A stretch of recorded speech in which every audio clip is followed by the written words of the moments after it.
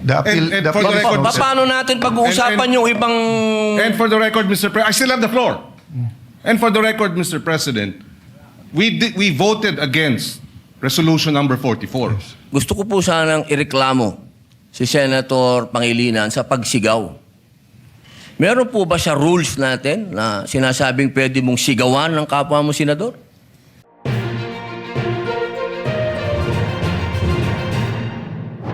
Ginoong Pangulo, gusto ko lamang pong ibalita sa ating mga kasama na naging maganda po ang responde ng Commission on Human Rights sapagkat kaninang umaga po nakipagpulong sila sa atin at nakipagpulong po sila sa USAA at kay Senator Bato de la Rosa patungkol po sa nangyari na karahasan at pang-aabuso sa karapatang pantao ng ating mga kasama dito sa Senado.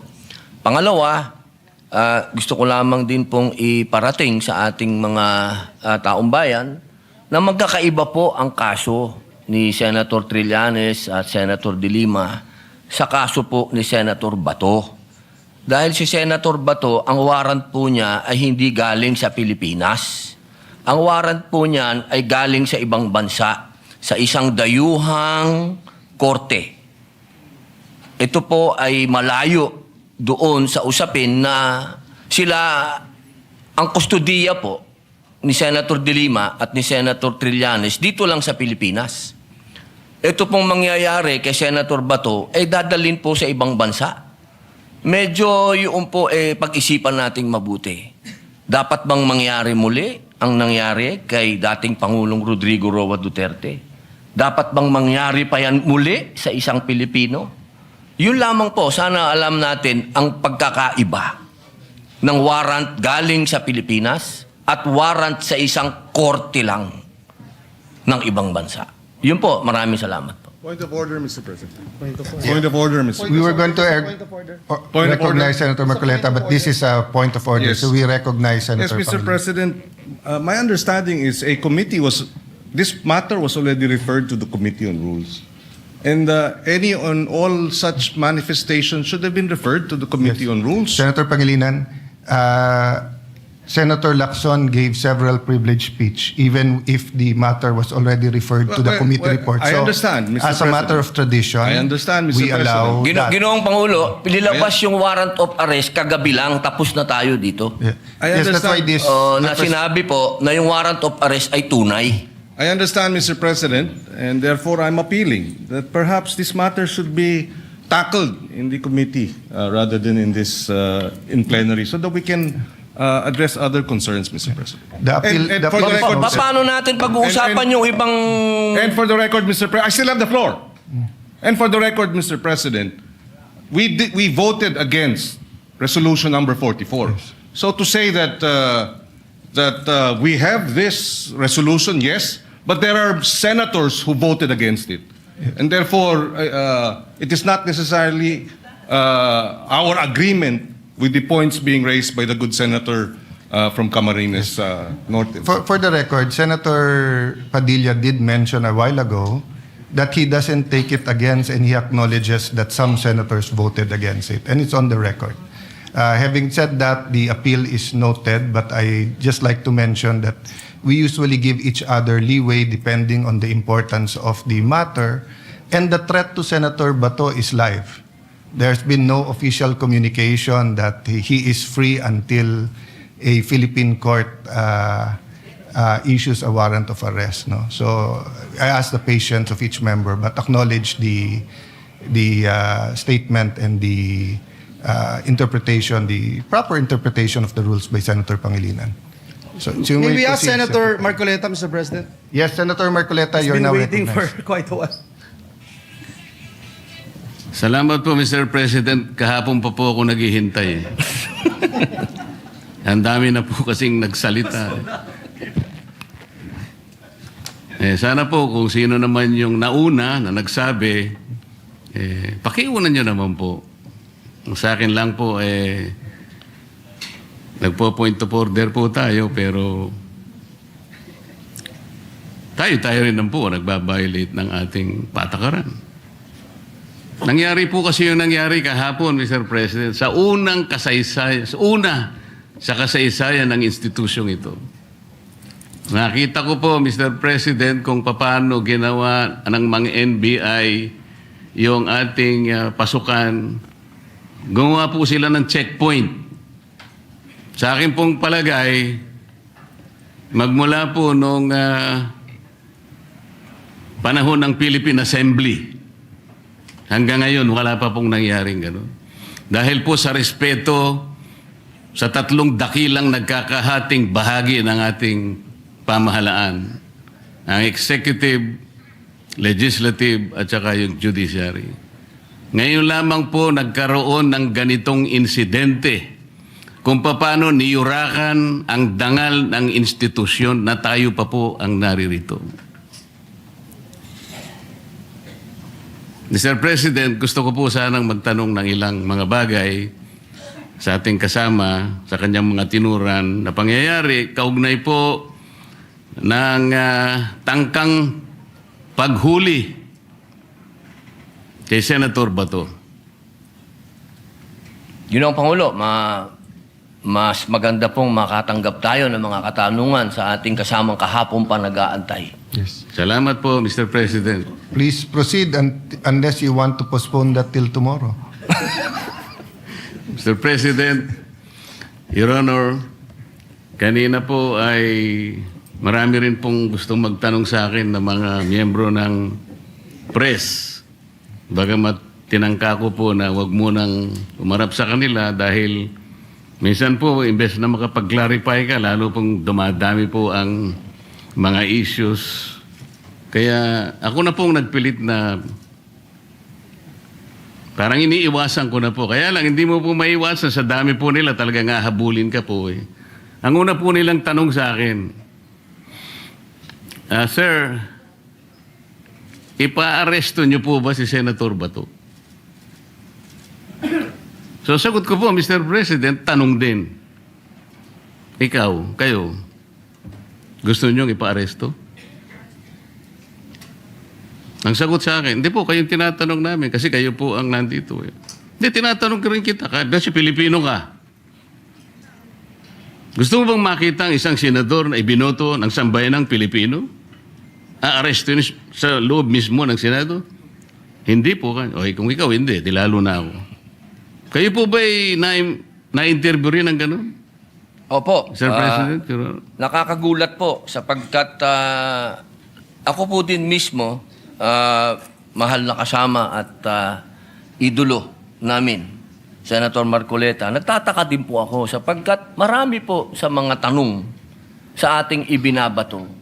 Parang tayo pa ay may kasalanan sa pagbibigay natin ng masasabing lugar sa ating kasama dito sa Senado.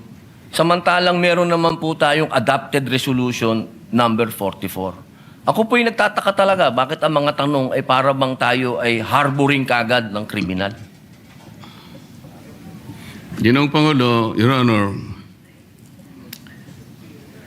yung nangyari po kahapon, mas naniniwala po ako sa dating Pangulo natin, Senator Soto, sa kanyang sinabi. Nung tinanong ko po siya kahapon, habang nagmimerienda po tayo, nung tayo nakasuspindi pa, sabi ko, Mr. SP, nung pinuntahan ka ba ng NBI, pinakita sa'yo yung warrant of arrest? Nakita mo ba? Hindi, sabi niya. Ako po naniniwala na talagang hindi nila ipinakita yung warrant of arrest sa ating dating Pangulo ng Senado. Ang ating pong miyembro ng press, Mr. President, mahilig lang silang tanong ng tanong eh. Pero yung basic yun ang ayaw nilang tanungin eh. Halimbawa si Trillanes, winawagayway niya, ito yung warrant of, ayaw man lang, bakit hindi nila suriin? Pwede po bang makakuha ng kopya niyan? Kasi po kahapon, Sir President, Your Honor, nung makausap natin ng NBI Director, pwede mo ba kaming bigyan ng kopya ng warrant of arrest? Pwede mo rin ba kaming bigyan ng communication between the ICC and the Interpol. Sapagkat ang Interpol, ang karaniwang ginagamit po nila para i-execute yung warrant ng kanilang in-issue. Yun namang Interpol, gagamitin po niya yung counterpart dito sa ating bansa, ito po yung PCTC. So sabi ko, bigyan mo rin kami ng communication mula sa Interpol papunta sa PCTC. At mula sa PCTC, meron silang sulat din sa inyo at kayo nga ang dineputize para iserve yung warrant of arrest kay Senator Bato. Maliwanag po yung sagot niya, Mr. President, Your Honor. Opo. Gusto ko po sanang itanong, Mr. President, kung nag-comply na yung NBI Director na yung ating hinihingi ng mga communications para mapagtibay natin kung talagang meron ngang in-issue, kung totoo nga po na merong warrant of arrest at hindi lang ginawa sa Claro M. Recto, para po lahat ay guided. Yes. Naibigay na po ba? So number one, Senator Marcoleta, I apologize to you. You were present and in fact, you made very good points to the NBI Director. Number two, tama po kayo.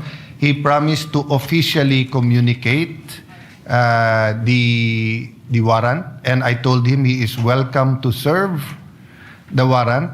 The issue is the actual arrest. So I asked my staff as to my office, wala. To our secretariat, may na-receive ba tayo from the NBI? Wala pa. So, Yeah, wala pa. Mr. President, Your Honor, doon lamang po sa simpleng requirement natin dahil nung gabing yun, ang sabi niya, hindi lang niya dala, nasa sasakyan niya. So, hindi lang natin siya pinilit dahil yung sasakyan niya nasa labas. Pero, Mr. President, Your Honor, alas 5 na po eh. Yung po bang mga requirements na yun, simpleng-simple po para matukoy lang natin kung talagang merong warrant of arrest. Bakit hindi po hanggang ngayon ay naibibigay ng NBI na sila pala, allegedly, ang dineputize ng kung sino-sino na iserve ang warrant of arrest sa ating kasama? Bakit po? O baka nga po wala eh. Ito yung pinaka-problema. Ang dami pong kumakalat na issue sa labas, tinatago raw natin, meron pa pong nagsabi, kung sino-sino, na yung pagkup-kup daw po natin, yung ginamit natin, yung inadapt nating resolution number 44, sabi ni Trillanes, obstruction of justice. Yan po yung mga pinagsasasabi nila. Your Honor, alam niyo po ba yung statement ng Permanent Mission of the Republic of the Philippines sa United Nations noong 79 session of the UN General Assembly? Ba, napakaganda po niyan. Mas maganda po, basahin niyo po sa amin. Kasi hindi mo pa alam, di ba? Opo. Salamat po, Mr. President. Ito po kasi may kaugnayan sa pinag-uusapan natin eh.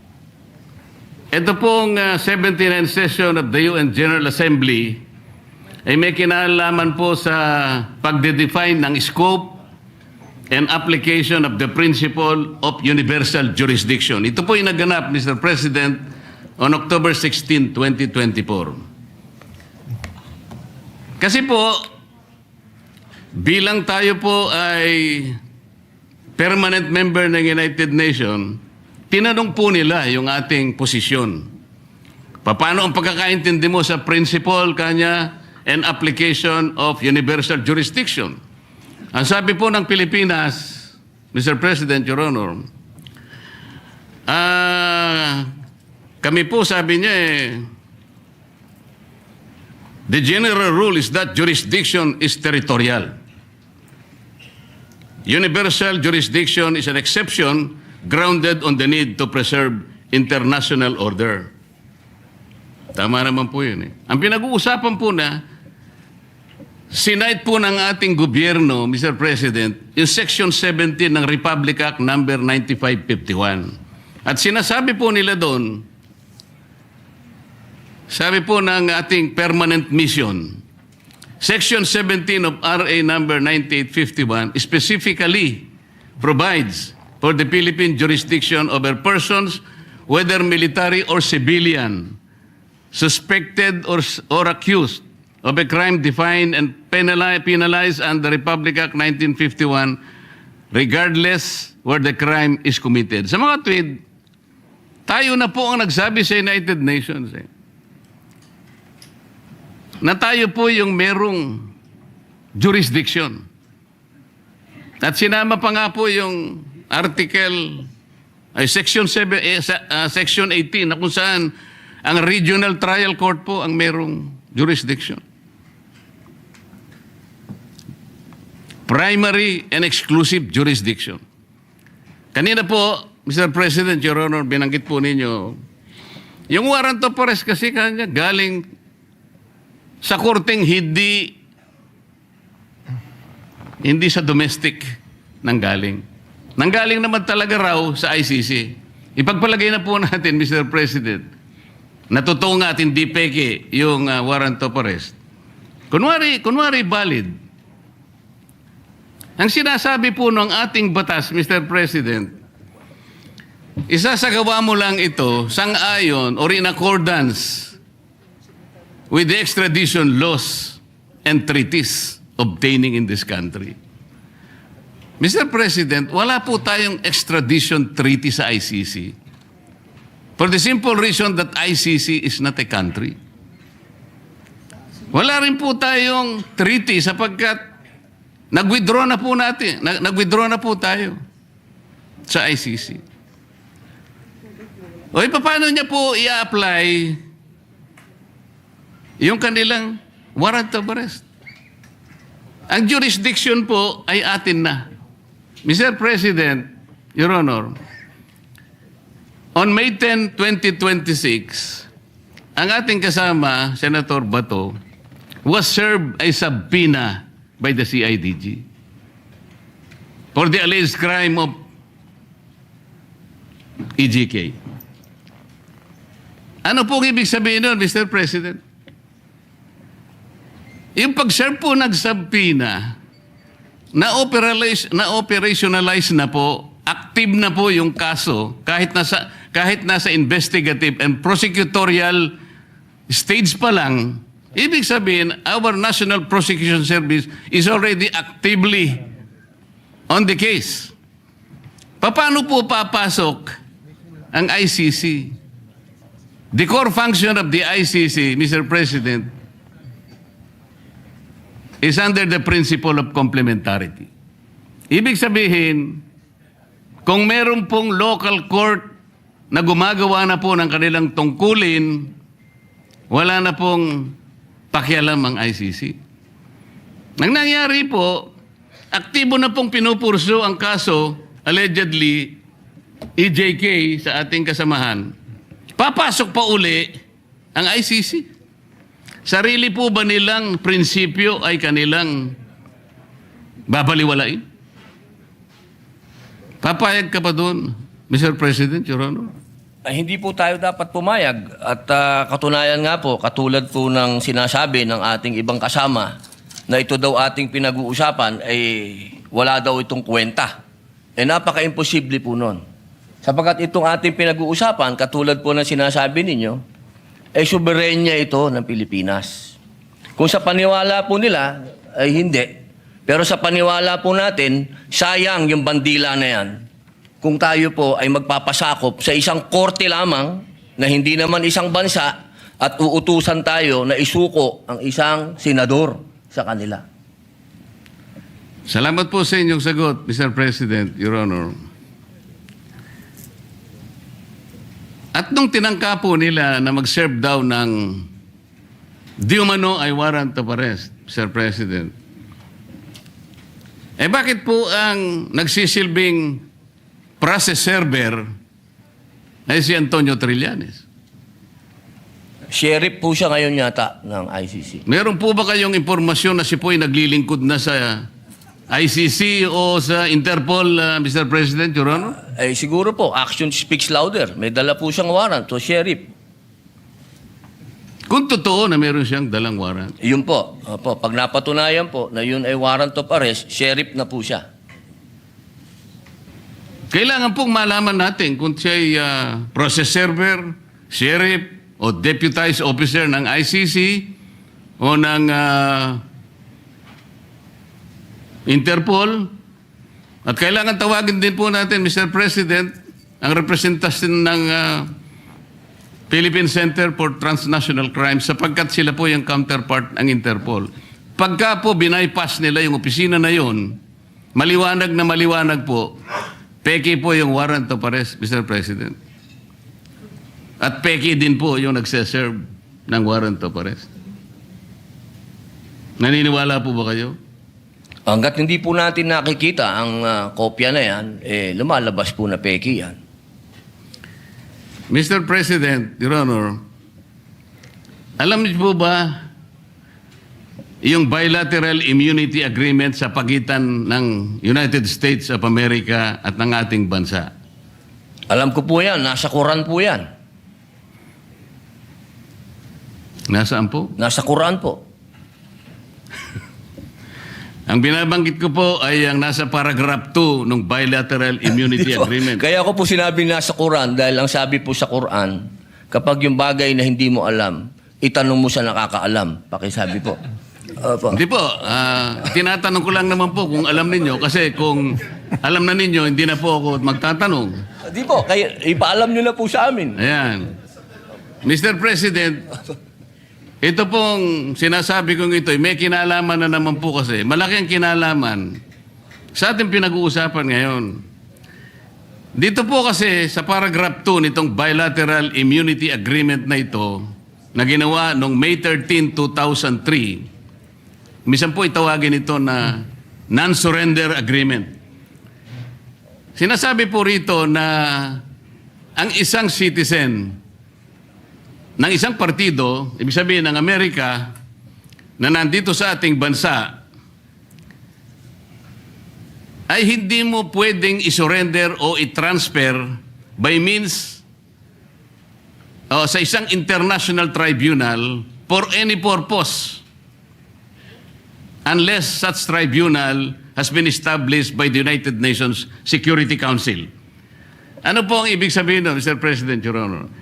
Yung ICC po kasi, hindi po established international tribunal ng UN Security Council. Kaya nga po, kung mapapansin nyo, Mr. President, Your Honor, ang Amerika at saka ang Russia, hindi partido ng ICC. Wala silang, ayaw nila yan. Kinamumuhian nila yan.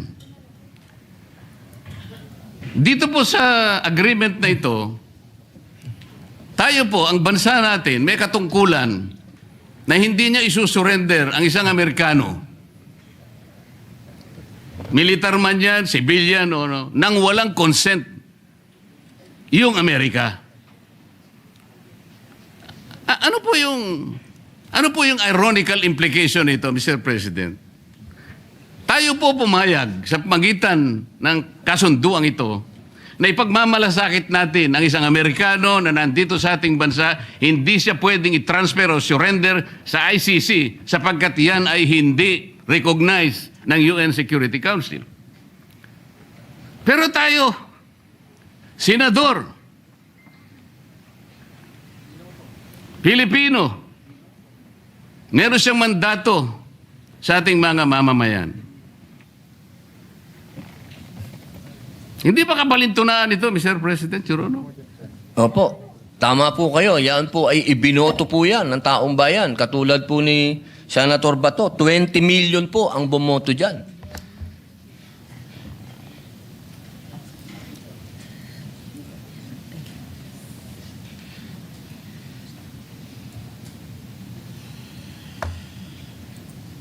Kaya ko lang po tinatanong, Mr. President, hindi ko po lubos na maisip, tayo pala kaya nating ipagtanggol ang hindi isang Pilipino, kahit hindi Pilipino, dahil lamang nakipagkasunduan tayo. Pero sarili nating kapwa Pilipino, may mandato sapagkat nagsisilbing senador ng ating bansa. Hindi natin kayang ipagtanggol. Ito po yung irony na napakahirap siguro natanggapin ng bawat isang Pilipino. Tama po kayo eh. Ang warrant of arrest po ay galing sa ICC. Ang kaso po ni Senator Trillanes ay iba sapagkat ang nag-issue ng warrant of arrest ay sarili nating korte na kailangang igalang. Ganon din po ang warrant of arrest na inisyo kay dating Senador Laila de Lima. Pero ito'y natatangi po eh. Kung totoo po na yun, ay talagang totoong warrant of arrest. At yun ay nakabase sa saligan mismo, ang Rome Statute. Bakit hindi muna nila unang basahin, Mr. President, yung Article 59 ng Rome Statute, na kung saan sinasabi ron, yung aarestuhin mong tao, kailangan madaliin mong ilagak sa isang competent judicial authority ng custodial state. Ano ang custodial state? Yung ating bansa. Bakit po kailangan yon? Maski ang ICC, kinikilala niya yun. Dahil meron pong mga prosesong dapat na mapagtibay. Una, kailangan malaman natin kung yung warrant of arrest aplikable doon sa tao na yun. Dito lang, sa pinag-uusapan natin, hindi aplikable kay Senator Bato. So meron siyang recourse para questionin yung warrant of arrest. Kaya importante na ilagak mo siya sa isang competent judicial authority. Ang isa pang kinakailangan mong maisaalang-alang doon, Mr. President, Your Honor, ay kailangan yung proseso ay naigalang lahat.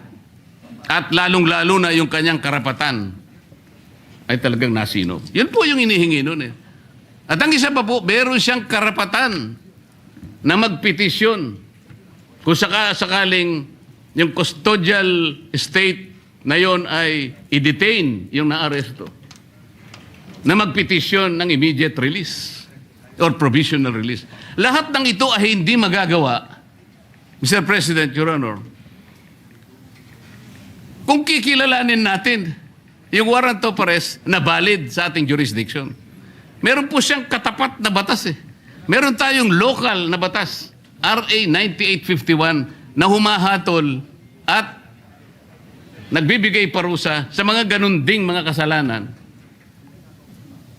na siya din naman ang nililitis ng ICC. So sa prinsipyo po ng complementarity, Mr. President, maliwanag na maliwanag po na nasa jurisdiction na po ng ating lokal na mga hukuman ang pag-aasunto kung meron ng basihan sa ating kasama. Hindi na dapat kilalanin yung ICC sapagkat ang batayan lang nila ay yung tinatawag na principle of complementarity. Malinaw po na nangunguna po, may primary po jurisdiction ang ating lokal na korte. Exclusive and primary jurisdiction, yun po importante. Ngayon, yung pong mga nagkukunwa na process server, nagkukunwa na sheriff, nagkukunwa kung ano man sila ng ICC, kung bayaran sila o hindi, dapat po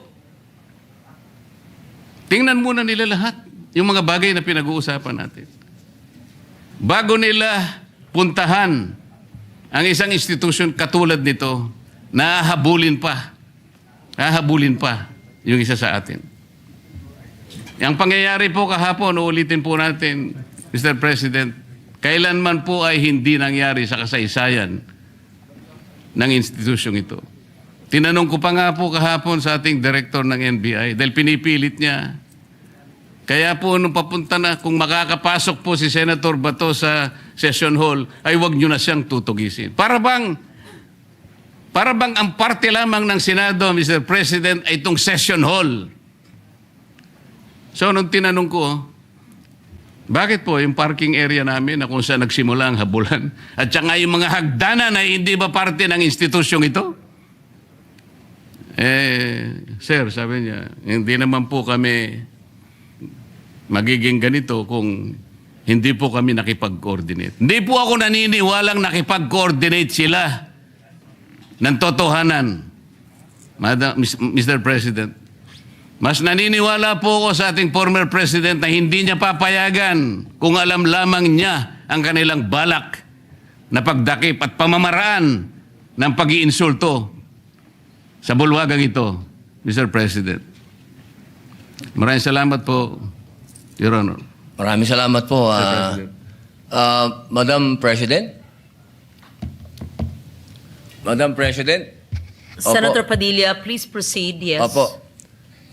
Meron lang po akong mga konting katanungan sa inyo. Sapagkat gusto ko po sanang ireklamo si Senator Pangilinan sa pagsigaw. Meron po ba sa rules natin na sinasabing pwede mong sigawan ng kapwa mo senador?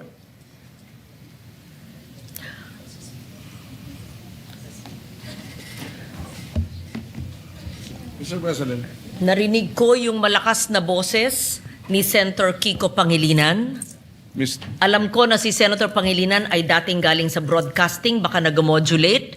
Maari po ba tayo ay mag-suspend muna para pag-usapan yung malakas na boses at wari pagsigaw ni Senator Excuse me, Pangilinan? nasa akin po yung floor.